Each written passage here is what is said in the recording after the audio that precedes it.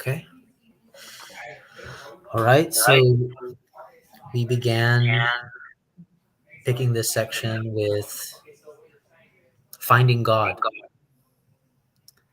And I thought this was really interesting because it actually made me think about how a man must always be trying to find God.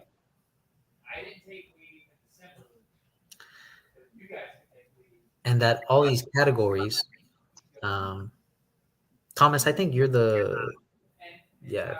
Thank you. Uh, I think all these categories of being a Christian, being a Muslim, so on. I think once people assert these ideas, and this is again, this is what I was thinking, is that once they assert these ideas, that they kind of like stop trying to find God, like they've already found God. But this whole passage for me was like really enlightening in terms of like, it's like, yes, I found God, but I have not found God. It's that continuation of finding, and it made me think about, what is the consequence of having a kind of complacency with, um, saying that I found God rather than I am always searching for God. I'm trying to find God everywhere, and at the same time, I find Him nowhere. And this is some of the things straight from the passage that uh, really, it's just totally different mindset from traditional religion. This idea of existence meaning as a finding, like existence as a finding. I was like, wow, you know. Um, so that's my first impression. So I'll pass it on to Matt. Absolutely. I love that. Yeah.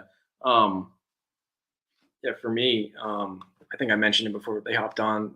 It was mentioned briefly, this notion of bewilderment, of like you found God and then you haven't. And reminds me of a Greek term, aporia.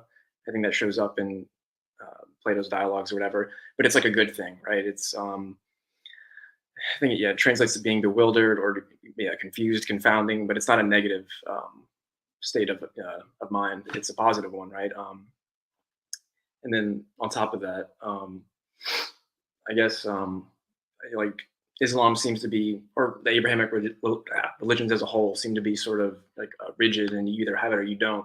But this leaves more room for like more interpretations, more possibilities, multiplicity, stuff like that. So I think that's kind of cool, right? Yeah. Thomas. Yeah, building on what Matt said about the bewilderment, right, and aporia, right? That's specifically a kind of awareness of your lack of understanding.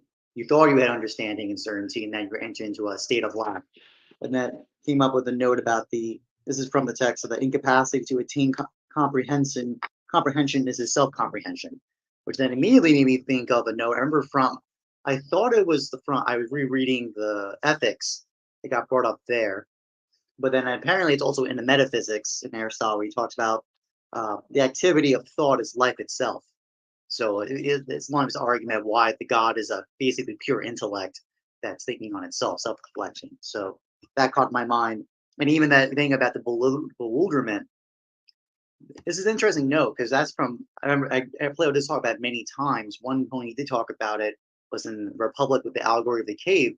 The blindness of the person going out of the cave can be both from entering into the darkness, but also excessive light. So this reminded me instantly of, oh God, what is his name? My brain. Oh, Pseudo Dionysus with the divine names. The idea of basically a kind of excessive being, that God is basically this excessiveness of being that's actually in a way not there. So kind of a notness that's excessive versus a deficiency. So, and then pointing out, kind of like pushing. That's why Dabu's comments about this being mysticism being harder than philosophy, it's pushing language as to its absolute limit. So even the comprehension of negation is completely different. This is why you even see in the language here, because it's saying like the idea of lightness and darkness. They can't.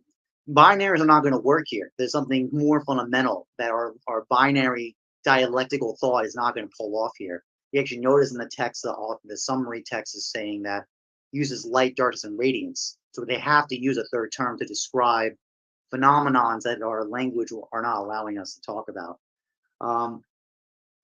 Yeah, and this note about a kind of like, I do sense this too, a kind of issue about almost like, basically, are we dealing with psychology or are we dealing with ontology, right?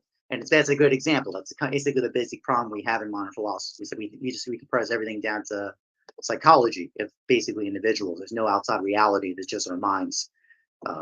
If this text is saying that's not going to cut it. Yeah, you can't even go the other way, where thought is not existence. That's actually why the world, the reality of imagination, is so. It's not. We're not going to be able to get away with just. Oh, those are just notions in the mind that don't exist in reality. It's basically destroying all the programs of dialectics that philosophy will train you in. Basically, if you go into that. So I love that, because it's basically pointing out how much our language and our modals of thought are just not going to pull it off. I'll close. I don't want to hog up time, so just the last note. I do agree. This note of presence is a very powerful term. I remember reading in Aquinas that term, that at least notion of it, and basically basically that it's that substratum almost that all exist. Basically, non-being and being both all have to interact with presence. There's a presence of non-being and there's a presence of being. At least it seems like that. So it looks like it's getting set up that way. There is a note basically for anyone else who's Muslim in this group.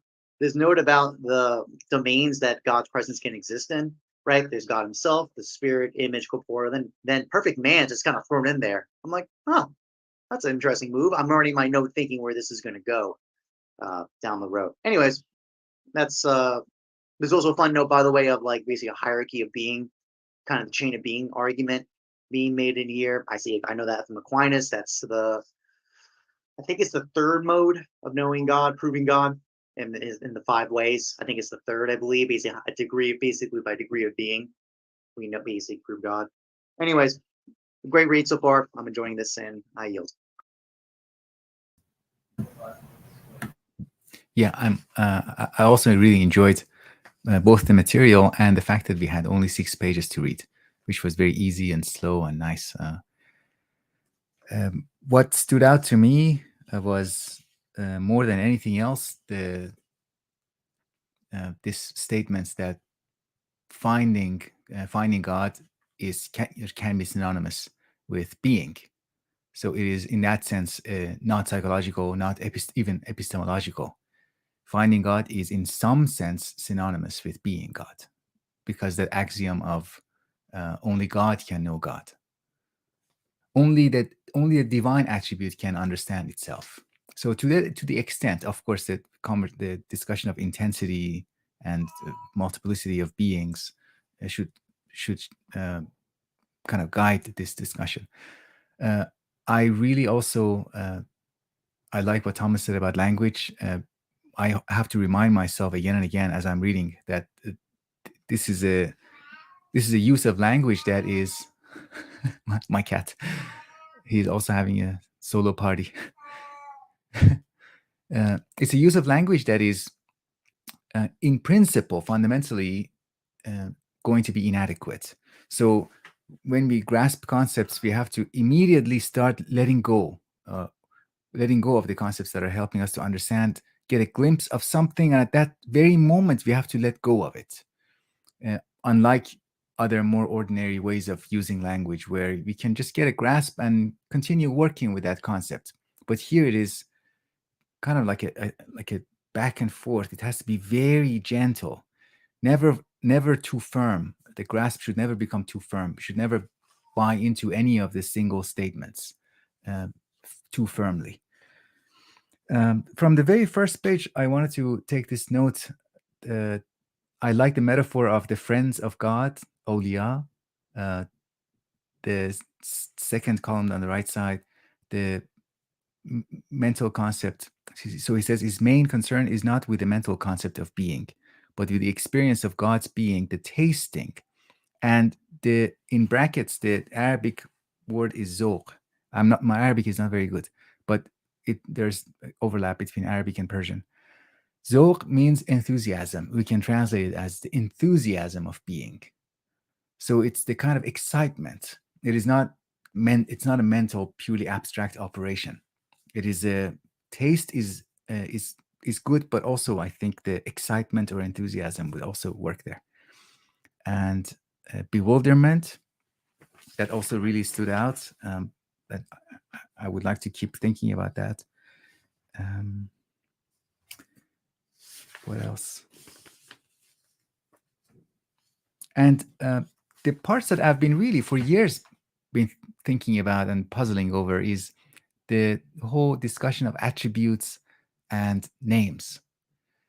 And now that I'm going back to the material, I want to use the metaphor of reduction. So a name is a way of reducing God in terms of power. Let's just perform a reduction and just think about the power of the divine, and forget about everything else for a while, and then we can later perform a different reduction. So these names allow us entry points that we can use in understanding, and then we can get out and then use a different reduction. So I think for that reason, the names and the attributes are for us they're useful. Yeah, I think that's all for now.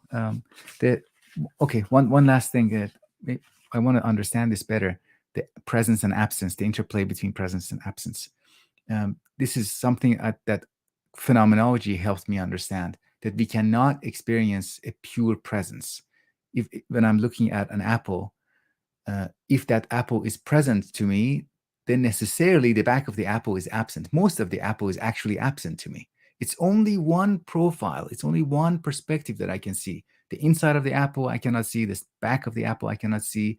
The same apple a week from now in time, I cannot see. So a huge avalanche of absences come if I'm mindful of what that apple is to me, together with a very small experience of presence. So I'm getting that resonances with that idea here. That's it. Wonderful. I mean, this is so that's where it comes in, right? That idea of absence, where in the passage they talk about everything that is existent is relative existent and relative non-existent. I thought that was so genius, the way that was phrased. Like, oh, like I'm here, but I'm not here. I'm like it said in the passage, like if you call something existent, you must be like dubious about it. You must be dubious about its existence. And I wonder if that's what it means, but like there's a certain presence about being dubious about that thing. But another thing that really struck me was when they talked about the two types of non-existence. They said relative non-existence and absolute non-existence. Absolute non-existence is nothingness. But then they really throw me for a loop. They said nothingness is nothing but a concept in the mind. And I was like, well, that's a real confrontation with Hegel, isn't it, to some degree? Where it's nothing but a concept in the mind. And then he follows up with there's nothing but being. And then this is where the pushing of language comes in, right? This gradations of light, intensities of light. But what I really liked about the intensities of light, my company, what I liked about the intensities of light was that it said only like and like can recognize each other. I found this really interesting because that means that it makes sense about how I can recognize Davud, how I can recognize Thomas, and that because I'm like and like, I can also recognize things that are lesser than me, lower intensities like plants and animals and insects. I mean, this is how I interpret it. If you guys have a different interpretation, let me know. But primarily, I was very interested in the idea of the friends of God, where there's a line that says they have surpassed the veils, but then they realize that it is also the veils. It is the veils themselves. Um, it was just like pushed in there randomly about that, not only that they have found themselves beyond the veils, but then they also realize that it is the veils. I think I highlighted it, but um, it's in there. Unless my memory is wrong. But yeah, I think I'll stop there. Yeah, I definitely ran into the well, I'll just say I was, exclaiming how good the bewilderment can be, aporia, all this and that, and then that second section, those concepts start to hit, where like we talked briefly about the imaginal. That's one concept. I just need to flesh it out, right? I mean, I don't have any grand pronouncements on all this. This section, yeah, a lot of the language I'm definitely bumping up with. Yeah, it's good, but definitely bewildered, if you will.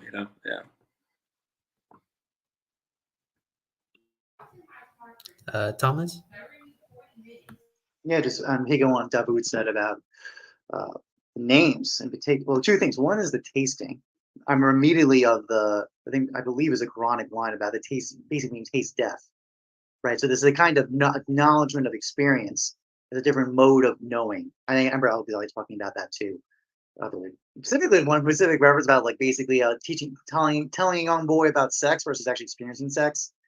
I mean, well, that's kind of a fun moment. Anyways, um, yeah, so that's a different mode of knowing. So that's when I agree that tasting kind of points to that. Um, interesting that say as excitement or exuberance. I think it's kind of true. I mean, generally the idea is that I believe usually contact with the divine is supposed to create a kind of exuberance. I think either the Greeks call that craziness or insanity of of a genius, for example, of inspirations. Or in Islamic traditions, there's a notion, I think it's a hadith, I think, talking about it, if I remember correctly, about apparently all of existence is cherishing God. Basically, it's like basically uh, uh, prophesying to God basically at all times, in all existence. I think it is. I remember my mother told me as a hadith talking about this, where it's like we're actually been blessed that we don't have the ears to listen, because otherwise every single existent thing, or like the ant to the table to whatever, is like praising God at every single moment. We would go insane as human beings. Then we just all we would hear is the praising of God. Also, even in the Christian traditions, they have that. Basically, the highest angels are basically surrounding God and basically singing songs, cherishing God all the whole time. So that exuberant sense of the taste of the experience of God makes sense. I can see that logic of that. Now, yeah, the names specifically, the names of God in this case. It's funny because I feel like related to Shakespeare. I think Shakespeare is a weird moment. It's actually for anyone who studied philosophy. It's a very like subversion of every classical traditions of philosophy reverted. For example, what's the name of a rose? Could be any other name and still mean the same thing. That's not the traditional mode. Names were supposed to be these legitimate connectors to reality. So Craeus, I was just rereading Craeus recently from Plato, and it talks about this. Basically, Plato goes a middle ground. Doesn't say names are not full convention, nor are they purely absolutely natural. There's something in the middle. They're meant to be instruments, which I think which is the mode the Islamic tradition says with the names. The names of God are supposed to be instruments to point to the natures in existence in an incomplete way, but still enough to get the job done. For what purpose? So we can be more in similitude to God. We're never, there's always inherently a difference. There's a whole thing about that. But when we know these names, we gain the target. And our goal is to become more divine by being more in similarity to the name, right? That's being referenced. Some names are purposely we're not allowed to have access to, or not as much, or only in a very loose metaphorical way. But that's the idea of names as an instrument of knowledge. That's a very old tradition that I think are from Shakespeare on. It's funny, we actually think names are arbitrary, completely could be whatever we want. We can basically just self-describe. There's no boundingness. These names have no boundedness to being correct or being connected to reality and existence. in a very clear way. Also related to the names, you actually notice. I'm thinking one other example, like so. For example, when Aristotle invented or coined energeia, basically, well, which could get translated to energy. That's really not it at all. It's activity, actuality. It's Aristotle's major innovation is actuality, potentiality. But those are again Latinized, strict simplifications of what Aristotle did. But the main point was when he was pushed into metaphysics, when he tries to explain, define it, what is energeia? He uses an analogy. He can't do it because he's at the limit of his description. So he had to rely on an analogy to point to it. And he basically pointed to analogous relationships between the different modes he meant by that term. I'm just reminded of that. Basically, again, the limits of naming and how far we can go with an understanding.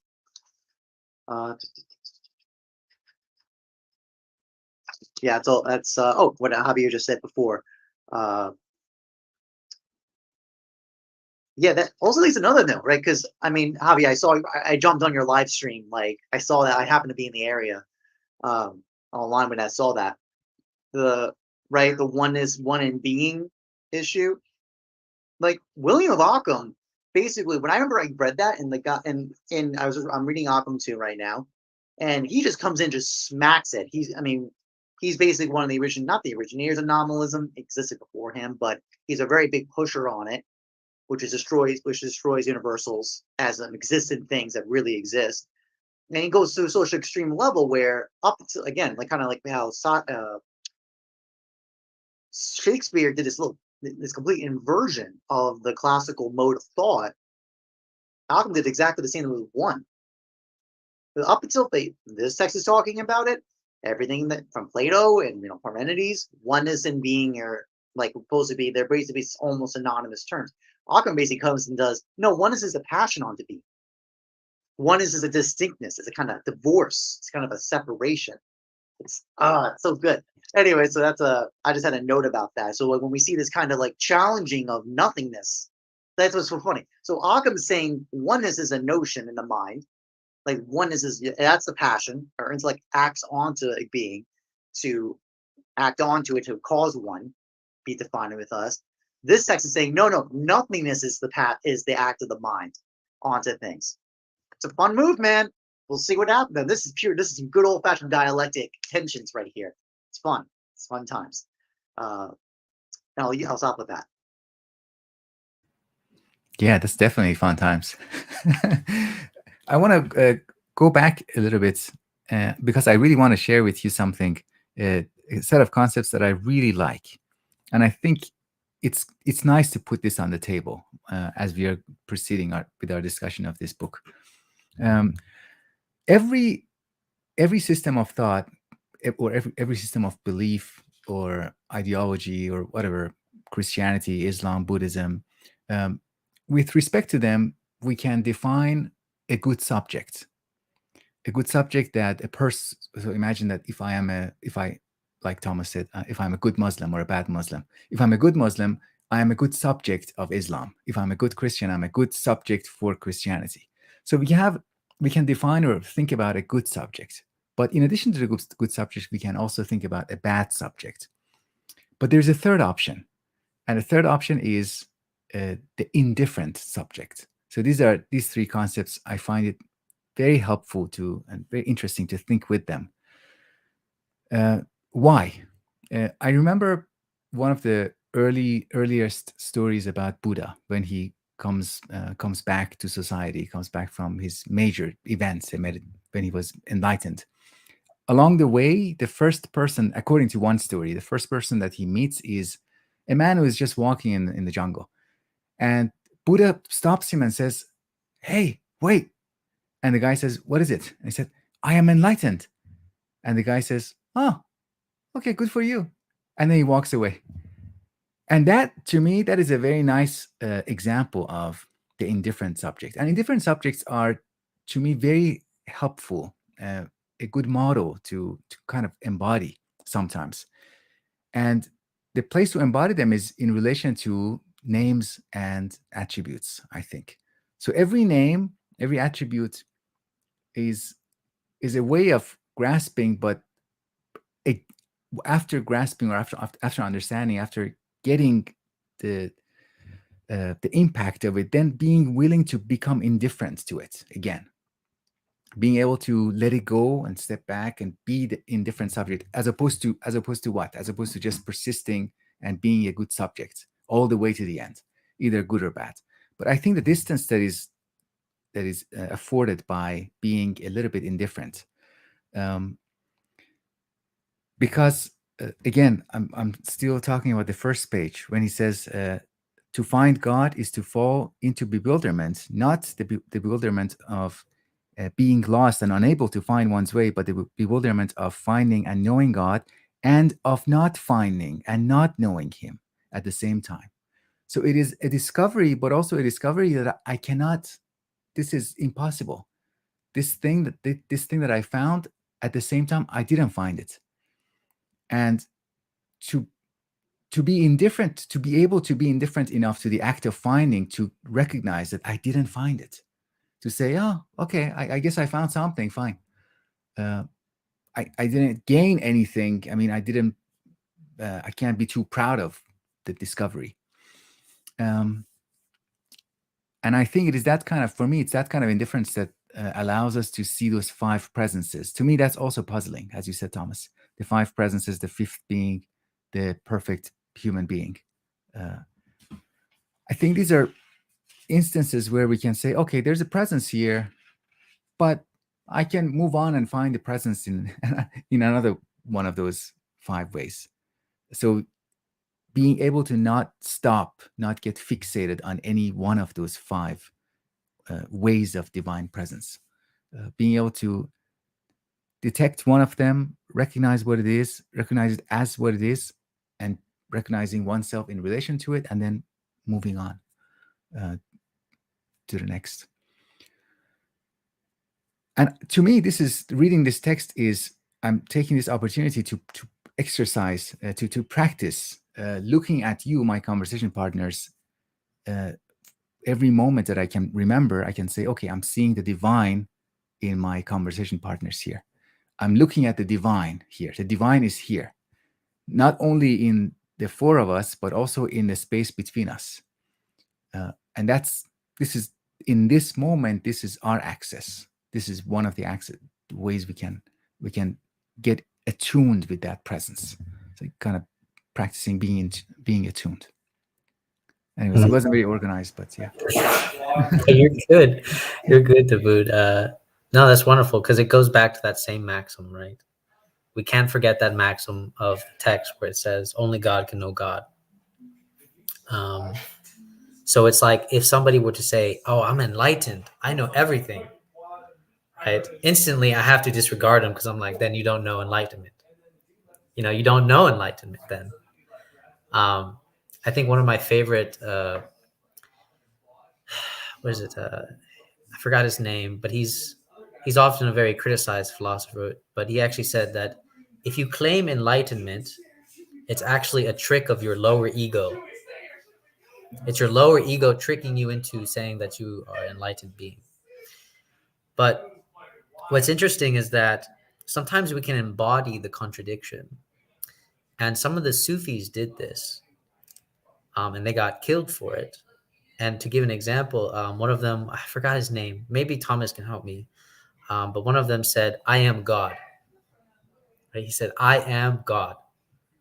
And I thought, and it's interesting because this is the embodiment of the contradiction. And I believe this Sufi actually knew what he was saying and knew what he was doing when he said this, when he said that I am God, because he's also saying that I am not God, because he's a human being. But he also realized that God was in him. So he was at the same time doing the he, not he concept. And I thought it was so genius, but at the same time, because we were so obsessed of like, oh no, you're not God. Oh, there's no way that there's any presence in you. And so they hung him. But I thought this text made me realize that someone can say like this idea of like, I am God, but probably most of them wouldn't understand that they're actually embodying the contradiction itself. Like the guy saying that I am enlightened, You're not enlightened. You are, but you're not. Um, but what I find interesting about that specific Sufi is I think he actually knew that he was embodying that contradiction. Most people that have some like spiritual, like, whatever, they'll be like, oh, I'm enlightened, like, be like me, like whatever. And I'm just like, okay, okay. I'm indifferent. I'm like, okay, just, okay, cool. um, but I wanted to get back to the names and the attributes again too, because I wanted to talk about, was it that they talked about Allah, right? The all-encompassing name and the essence, right? That Allah is the essence. And I found this really interesting because I wanted to bring this down to like a tangible level of my own experience, where, like, let's say if I do something, right? I hit a table or I throw a bottle, something, right? I did it, right? I did it. But at the same time, is it me? Like, does it fully embody me? And I came to the conclusion, no, right? Like, me throwing the bottle is an action. So it has my presence in there. But at the same time, it's not me because it doesn't encompass all of me. I guess that's the better way to put it. It doesn't encompass all of me, right? So I found that really interesting, how that's basically how they're describing Allah. If you strip him of his attributes, of his actions, then he is just essence, like Allah as essence, without the names and attributes. And they kind of did a simile where they're saying that the attributes are at the same time his names, which means they're also his actions. Like, God is all powerful, God is all knowing, stuff like that. But I do really like this idea that you guys have brought up about that these names, these attributes, are all like entry points to get to know God. And I thought, even on a tangible level, that is true with ourselves, right? Like, if I throw a bottle at the wall, that is an entry point that you have now seen something of me that you have not seen before, right? You're like, wow, Javier is angry, and this is the first like little entry point of my action that you have now seen of me, this attribute you've discovered from me. And I thought, man, that's such a brilliant, really brilliant way of explaining entry points of how to experience somebody, how to experience being. And I don't know. I was just really fascinated by that. And I thought, Western philosophy, it does have its language, but I still like Aristotle's idea of that the metaphor is the more intellectual. Uh, I forgot the quote, but I'm pretty sure Thomas can quote it to me. All right, but I'll pass it on. Matt, if you don't have, if you want to say, or I don't want to make it to where like you have to say something. I understand. Just briefly, first of all, I like what all of y'all said so far. I'm wondering if maybe my understanding of Islam or maybe other religions is sort of maybe superficial, or maybe if Sufism is more radical in a sense, because in the intro it talked about how the Quran, like every single word of it is like the truth, the literal truth or whatever. And no, I just lost my thought. Well, I mean, so my understanding of Islam is probably filtered through my upbringing in Christianity or whatever. I felt kind of indoctrinated into it. I went to 12 years of Catholic school. And there seemed to be a more, how do I put this? Like, God is a guy in the sky and not attributes or presences. So I'm really interested in how they're describing God, right? It's not a guy in the sky. It's being, existence, these crazy new terms that I wasn't raised with. And I wonder if that is more representative of Islam, or if this is sort of like a more radical interpretation of it, the way maybe Gnosticism was for Christianity, something like that. Yeah. So good times. I actually remember. I know what's funny. So Al-Ghazali has a mention about the Sufis, the ones who said, "I am God." Basically, I am the truth. It relates to inheritance. It's basically a conversation about that. I don't know. Actually, doesn't say who the Sufi was who said that. I think it might be Abu Yazid. It might be him. Don't quote me on that. Um, he's referenced in that section by Al-Ghazali as the one stating it. So I don't know if that was. It sounds like it probably was him. That was a very dangerous move to make. The Sufis get in trouble. I mean, generally Sufis are not like the Orthodox Muslims get very nervous when they find out you're getting into Sufism, because they sometimes get themselves in very, how best to put it, heretic kind of modes sometimes. That one with the I am God move, with I am the truth, that's one example.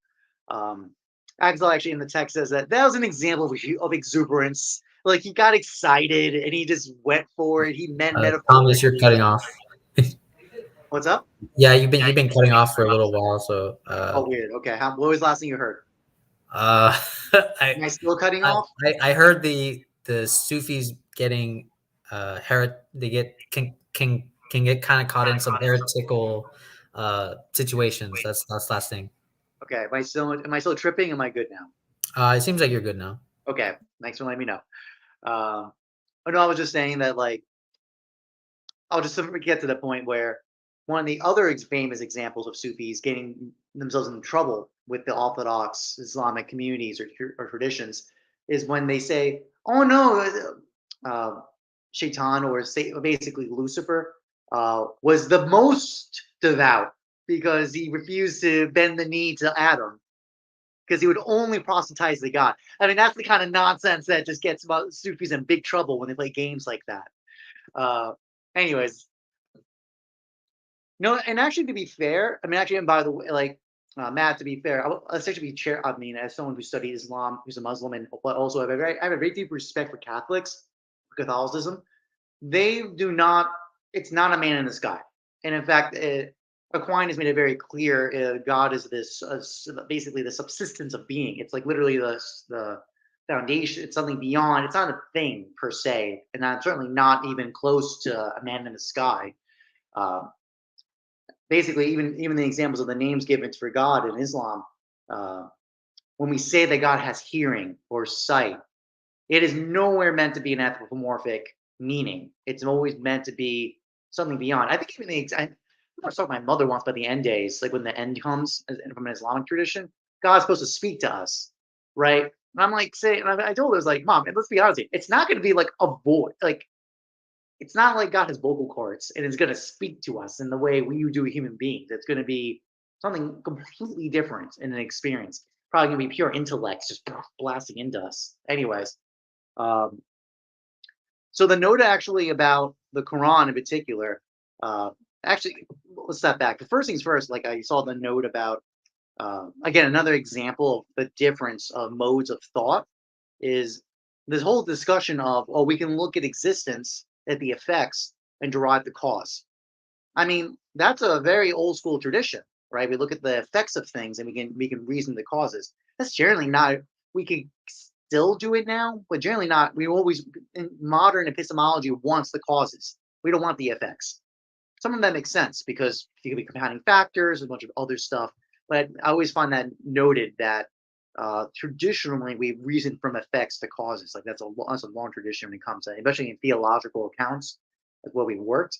And the Quran for Muslims is the definitive example of it. The Quran is basically, to summarize it, is basically like it's literally like the logos manifest. Like it's supposed to be a miracle in that sense, and it's supposed to be the evidence where, because there's writing, there must be an author. So just because the writer is not present to you right now, the very existence of the writing proves that there's an author. That's the reasoning from that. The other note is I actually related to what Davud said about right, basically not knowing God, the finding his existence, and kind of I had my notes in here specifically there's a very big difference, right? Between, like, first of all, one is the very idea of like, it's actually related to like people being ego driven by enlightenment too, by the way. The idea that you can possess God. Like, there's a difference between, there's like a kind of knowing that you want to possess. Like, remember, when you want to know someone or something, it's a kind of controlling. You want to domain it. You want to have a control over it, a handling over it. God is so beyond that. It's like not even funny. So that's why it's like, by definition, anyone who confronts God, sees the face of God, it's going to be blasted basically from absolute clarity of nowhere. There's no way that sense of possession is possible. I remember from a lecture from a Catholic priest about, ultimately, you actually were, if you don't have pure absolute grace, you do not want to be in God's presence. You'll be annihilated. Basically, all your sins going to basically destroy you. You'll be annihilated from just your lack of holiness. So you're actually almost you're casting a. You have to want to run to hell because you want to get away from God, because you basically cannot withstand the presence of God. I bring this up because my notes related to knowledge as possession, which also is commensurate to beauty as consumption, right? Because that's a big misunderstanding. We think of beauty as this kind of subjective, basically kind of like consumption. Basically, it's basically like we want to subsume, contain, like take into ourselves, versus just like with beauty, there's a witnessing. Like we don't base, there's certain kinds of beauty where we want to witness. We don't have a desire to consume it or to possess it. And likewise for that, for knowledge, it's a kind of possessive knowledge, but it's just encountering, a kind of encountering. That's also why that even the framing of tasting is actually not the right framing of it, because it kind of gives a sense of consumption. It's not really the right sense, at least my understanding of it. Anyways, that's all I got. I yield. Thank you. Great. I want to talk a little bit about what Matt said about the Quran. For me, it doesn't add much clarification to say things like Quran is the truth, or because then we need to continue and say in what sense is it the truth, or which interpretation, because it needs to be brought into our lives, and that bringing into life, it requires some work. So I'm suspicious if those statements about the truth of a text are taken to fuel somebody's authority. Nobody should gain upper hand over anybody else by saying that a text is the truth, I think. What I wanted to say something else. I was enjoying listening to you so much that I forgot. I think I wanted to name that poet who said, "I am the truth." Actually, he said, "I am God," but his name was Masoud al-Hallaj. And what Hallaj said was, "Ana al-Haq," which literally means "I am the truth." So he was using one of the names of God, one of the names of Allah, the truth. And you cannot possess the truth. You cannot be the truth, which is quite funny. I cannot say I'm true. Of course, I'm existent. I am this person. I have other names, but it's that expression, "I am the truth," itself is really strange, and they reacted to that very strangely by killing him. And what I really loved about that life of Hallaj, that poet, was that in my mind, he really captured the essence of his life and his work into one sentence. So he is now remembered. And I think that to me is a sign of a great human being, to be able to make a statement, or to encapsulate your life and your work in one statement, and forever to kind of attach your life to that statement, or that statement is his forever, as long as humanity has a history, and we remember him, we remember that statement in connection to that life and what that life did and what that life revealed about the tradition, the tradition at that time. Anyways, yeah, that's good. I'm good for now. So I think, like, Matt, just to kind of expand on the Quran and stuff, there's one actual verse of the Quran that sometimes I think a lot of people forget, but I've never forgotten it when I first encountered it. The first line said that this book will be used by men and they will abuse it, and that it is your duty to try to interpret this text basically like in the best light as possible. I've never forgotten this verse basically. I mean, I am summarizing it, but uh, I never forgot that specific text, that specific verse, because you could say that a lot of the religion today that people understand about it is exactly what that book had said. People have really abused it and have manipulated it and have, and then to go to what Thomas has been saying about how Islamic philosophy seems more judicial. They are actually very judicial about their interpretations, right? Very judicial, which is, I mean, it for me, it's, it's crazy because when Islam was birthed, I mean, the interpretations were so vast and there was so much debate and so much, for me, it was so much life to have so much debate and tension about this text and who was right and who was wrong. But now what is scary now is that all these interpretations have become solidified and now they are schools of thought, right? When you start getting deeper into Islam, you start realizing that actually there's schools of judicial thought. Oh, are you a part of this judicial school? Oh, are you part of this judicial school? And if you deviate or kind of go outside of that, it kind of gets hazy for you. And if you do go there, they start looking at you like, oh, you're kind of being like a bit of a heretic now, you know? And so that's what's scary uh, when we kind of encounter, and this is why the Sufis got in trouble, because you could say they just continued interpreting.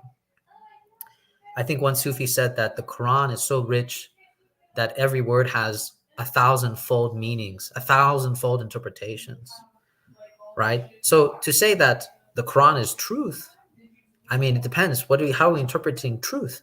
Is truth like this constant unfolding? Maybe. And then if that is true, then that Sufi was right. But if they're saying it's true in the sense of like, this is my interpretation and that's what's true, then, maybe not. Maybe not so. But also, I know I'm kind of deviating a little bit, but just to kind of give you a little background, Matt, the Quran, when they say that the Quran is true, the name of the Quran means, I think it's like, there's multiple names for it, but it's kind of like the revealed word, like the spoken word. So when they're talking about that this is true, they're talking about like the spoken version of it, not like a Muslim told me it's not the actual text itself, because the text itself, the writing, can succumb to error, but it's the passing on of the spoken word that is what they mean that is true. But again, that's the traditional Orthodox understanding. At least that's how I was introduced into it. But yeah, just kind of give you some context there. What was I going to say? Oh, okay. So going back to the text, this idea of presence, I thought this was genius. I think Thomas and Davud kind of both alluded to this. What's interesting about when I hear presence? Presence, I cannot contain.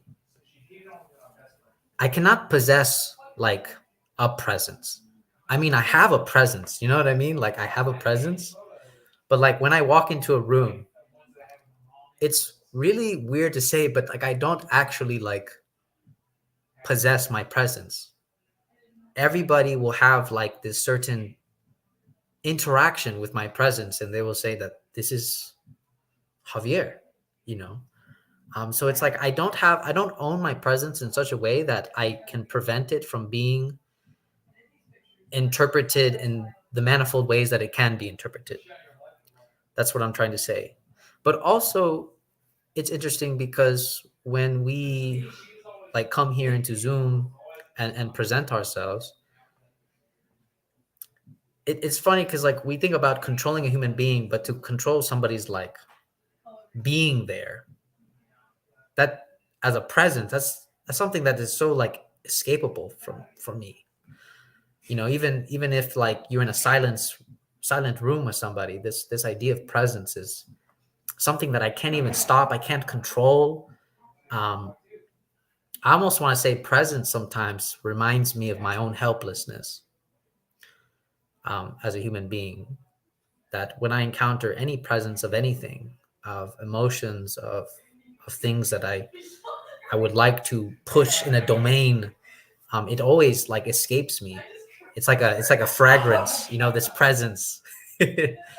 um, that was just something that I thought that was interesting, and I thought that it kind of corresponded well to what Thomas was saying.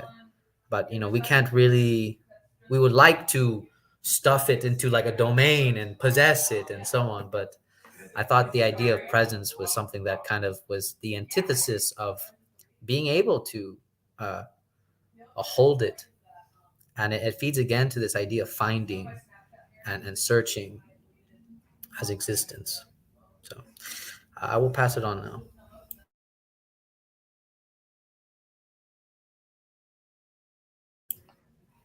There was that there was that artistic performance. I forgot the name of the lady, the artist who did that. It was kind of a performance or exhibition called "The Artist is Present," and she basically just sat down in front of people, and people took turns to go and sit on a chair in front of her. And what she did was she revived and maintained a sense of presence that we forget. We usually forget that we are present and we are in the presence of presences. But what she did was she really brought that into focus, and it was a very intense experience for people. Several people broke into tears. They started crying. In one encounter, at least she herself started to cry when she met somebody that she knew from a past life. And I mean, a previous phase of her life, not past life. So presences, I'm with you. Presences escape us, or maybe we escape them, or we kind of conspire against them together. Both sides conspire against the presence, and we kind of start playing other games. Mm-hmm. Matt, did you want to say something? Or okay, Thomas. Yeah, I mean, first, Davu, thank you for the clarification. You're right. The text I saw, I basically looked at the top of the paragraph. It was another attribution or statement. Allah, yeah, you were right about that attribution, so I agree with that. Yeah, I think let's see, the only other really note to build on, I put a link in, by the way, of that, if the artist is present. Yeah. Yeah, I remember the note. It was, yeah, her former lover. They didn't see her for like 30 years or something like that. And then there you go. In that moment, I also remember, I'm reminded of in Greek, there's two kinds of modes of time, right? Chronos or chronology, that kind of circular moment of time. But then there's kairos, that kind of moment, the opportunity, the seizing, the strike of it. So it's a very different kind of orientation or feeling, a sensing of time that's experienced with that. So it just kind of like came in my mind. So I can imagine like literally that artists running, confronting, right? Encountering, confronting. And really more, I don't think confronting. I think encountering is probably a better way to put it for former lover. And then just like, yeah, the revealing that happens there. Yeah, I think also the idea too is that the idea of presence is like, and I agree with Javi you're saying, right? The idea is like you don't get to control your presence, right? You don't get to own it. You basically have presence in a room. It is actually interesting, right? Because idea when we say what was his presence in the room, usually means a kind of charisma, right? If it's positive sense, it's framing. It's kind of this radiance, kind of shooting through the room, where you're actually almost emitting yourself beyond your physical space. You're actually possessing the whole, kind of radiating out to the whole room. So a sense of that, but also even anything else, like any activity you're doing, there's always a kind of radiance that comes out of it, kind of reverb that occurs through an interaction. And that's why, like, even though all of us have proper noun names, right, we also can be said, for example, I'm the speaker and you all are listeners, for example. So in this moment of exchange that's occurring in this interaction, there's explicitly kinds of names of our activities. So there's also another way to think about when we say about the names of God in that case. That's the way we're talking about it. They're not, uh, it's a kind of not in the sense of God. It's always it's an absolute term in a sense, but it comes to us as an indefinite or activity. We can be named by our activity uh, in a particular way. That's why I guess.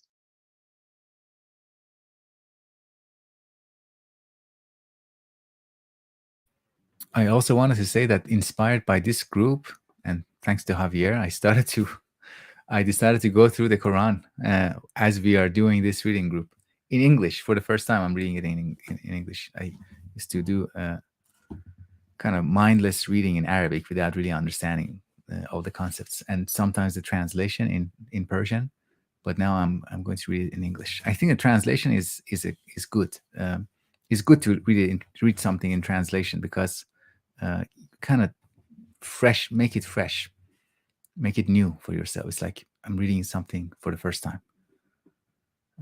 And I also wanted to talk about the concept of cherry picking. Usually we use the phrase cherry picking in a very derogatory way. We say it's bad to cherry pick. But I think as when we are enjoying the thoughts of a Sufi, we enjoy that, enjoy how that Sufi thinker is cherry picking. Yeah, cherry pick away, please, cherry pick. Pick in any way that would make your point, or in any way that will make this presence that you want to bring to our attention as organized and coherent as you can. Yeah.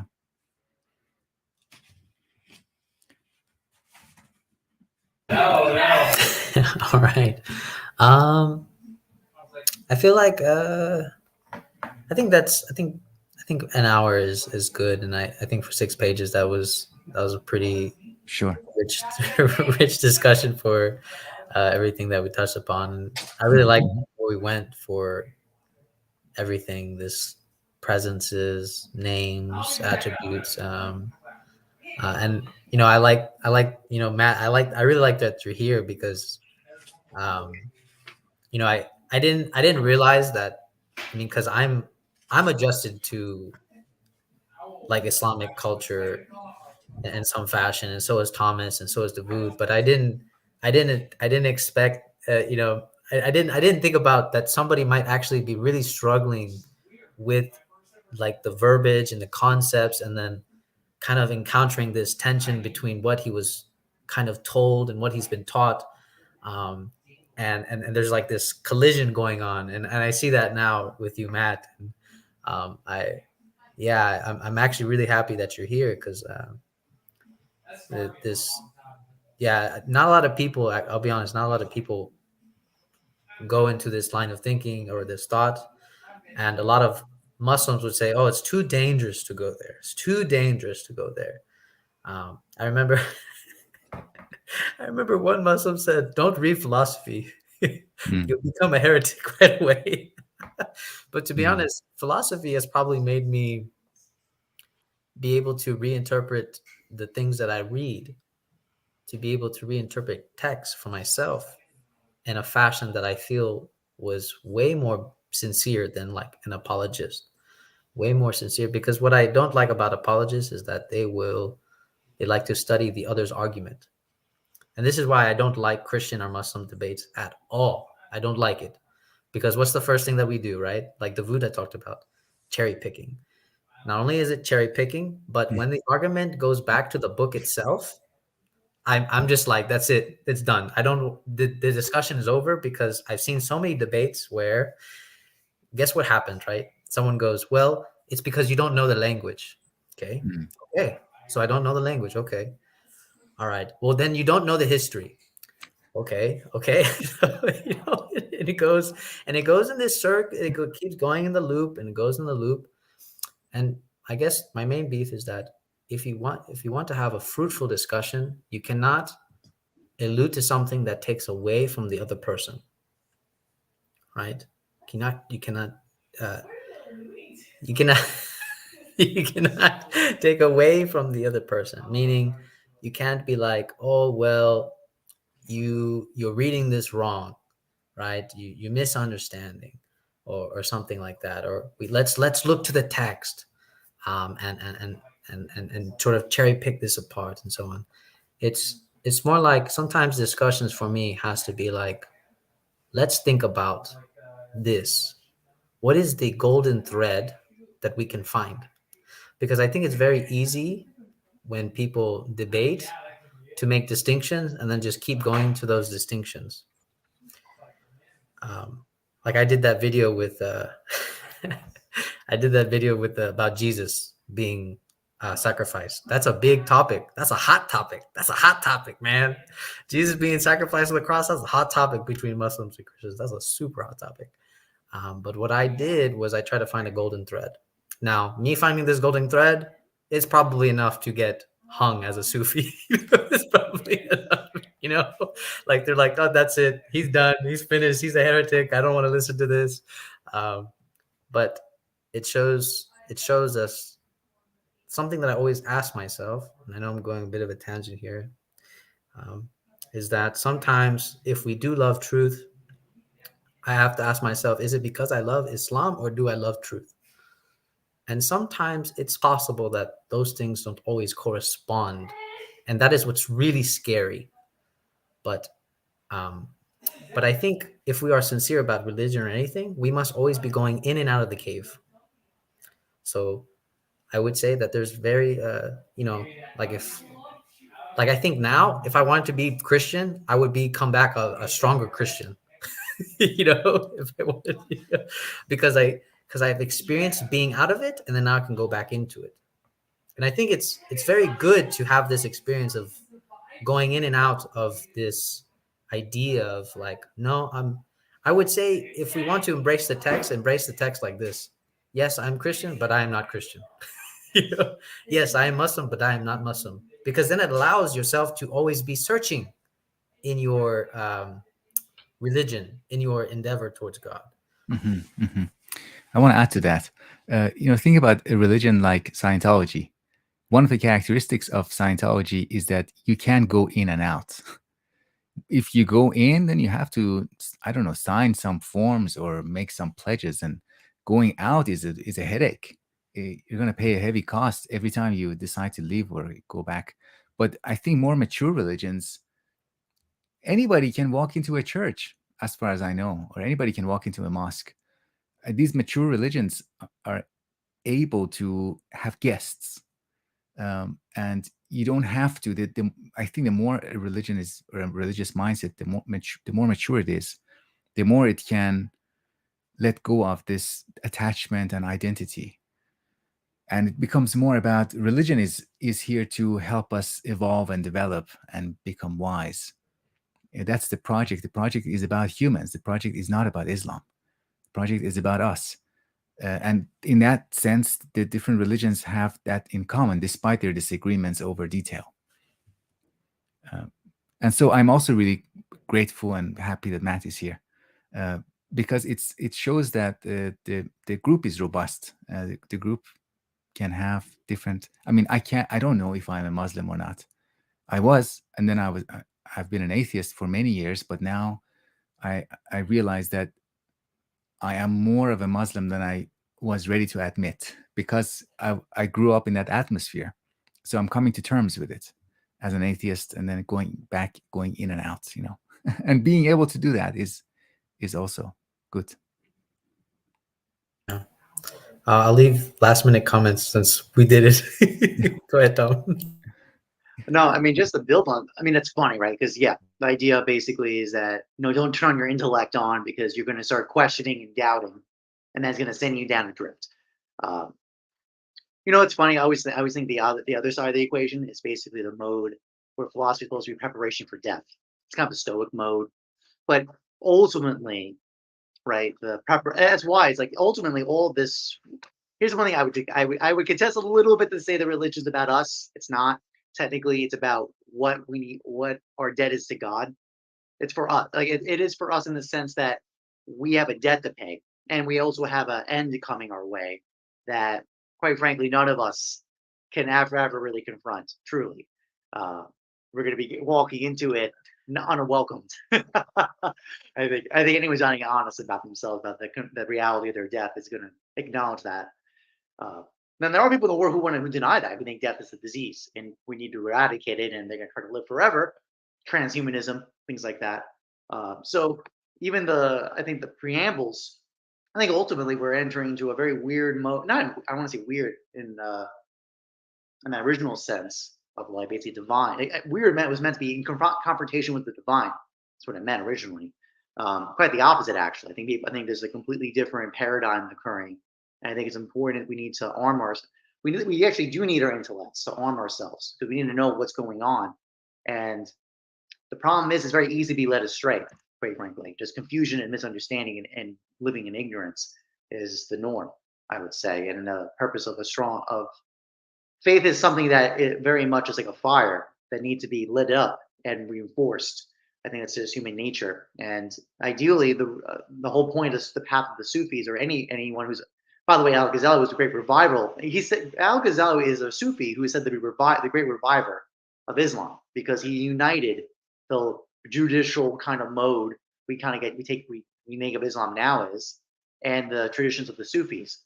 The idea was that we can walk this path of lightening our hearts up to love God, but also to have a strong intellect to show we're not just going to live in just passions of this desire, but also ultimately what faith is supposed to do is remove the veils so that we can see with fresh eyes the reality of God, and our intellect can witness basically the reality. That's the hope, ultimately. Everything else is just a mode to get there in the end. But so, like I said, it's a great start. It's only 6 pages. We have a lot to go over, so we have a long journey ahead of us. But I think it's gonna be really fun. Matt, do you want to say? I'll just say I'm happy to be here as well. And but generally, I mean, like religion is something I've struggled with. I mean, since I was a child. Like I said, I consider indoctrinated into like Catholicism, Christianity, right? So I see the revealed religions through that lens, and then of course, I went the other opposite way of becoming an atheist at one point, and now I'm more amenable and open to, particularly like more I would consider heretical or radical branches of religion, like Gnosticism, Sufism, I guess Zen Buddhism, anything like that. But the one thing I will say is just from these 6 pages or so, like there seems to be a real emphasis on like a reverence for knowledge and like an enlightenment centric, if you will. It's like it's not this I thought it would be more domineering and like you take orders from above to below. It's more open to that, and I appreciate that. So I'm very happy to be here. Yeah, that's, again, that's exactly why I started this group, because it's one of the things about Western philosophy that I have a very big gripe with, is that they love to spend time in the abstract. But like my favorite poet would say, how is it that you're assuming that your senses are ripened already? You're assuming that you have not, like, it's just very interesting that when we mature as adults, we assume that my senses have completed, that my senses are already ripened, and that I can already think such abstract things. Like being and knowledge are like very tied. And you could say that's why Hegel's having a revival here, because Hegel is one of the ones that made this move. But I thought, why not just, instead of just talking about Hegel, we can talk about Ibn Arabi, because Ibn Arabi does the same thing, where he wants to the emphasis of being rather than just this kind of contemplation of abstract knowledge and having no concrete reality, And Ibn Arabi already from the beginning, he's like, we're going to have some tasting today. So with that, I will conclude, and I will stop the recording. I thought this was a very good talk.